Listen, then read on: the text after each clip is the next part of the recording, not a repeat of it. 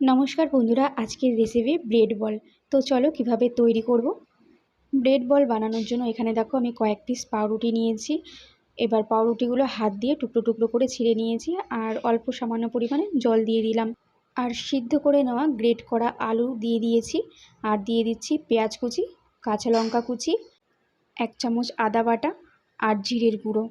আর তার সাথে দেবো হাফ চামচের মতন লঙ্কার গুঁড়ো। আর স্বাদ মতন দিয়ে দেবো লবণ। আর দিয়ে দেবো কিছুটা পরিমাণে বেসন। আর তার সাথে দেবো কর্নফ্লাওয়ার।